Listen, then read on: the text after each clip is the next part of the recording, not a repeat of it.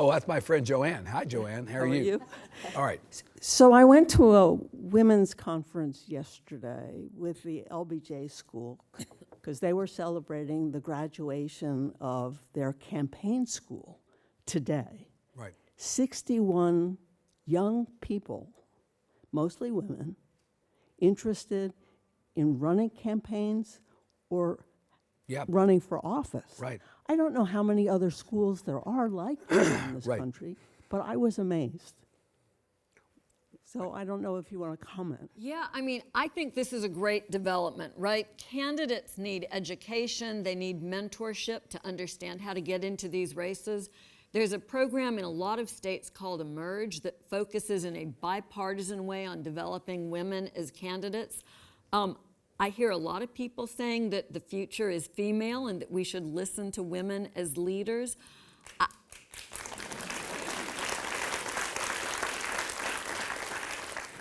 I obviously share y'all's views on that.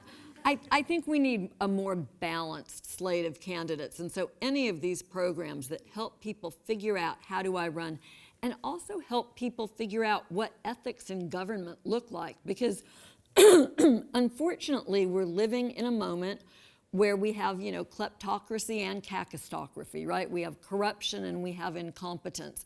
And people need better models for leadership. Somebody said to me this week, readers are leaders and leaders are readers.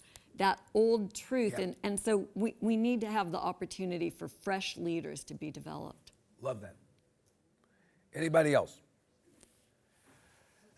Go ahead and ask the question, and I'll just ask it on camera for you. Okay, so do we need our own version of a Project 2025 when we win the next election?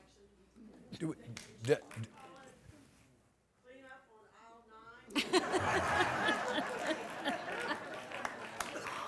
so the question is, do you need your own version of Project 2025? And the questioner makes a very good joke. Should we call it Clean Up on Aisle 9?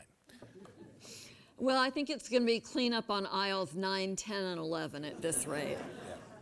Yeah, we do. Democrats, but more importantly, people who believe in democracy need a vision for how we strengthen democracy and improve it. There's a lot of work going on in this regard, and I think that folks will be prepared when the country is ready to right-size itself. Let me just make one very specific comment in that regard. At the end of Watergate, Richard Nixon left office without being prosecuted. And one of my very good friends, Jill Wine-Banks, who was the only woman who was a prosecutor on the Watergate team, to this day believes it was that failure in accountability that got us to this present moment.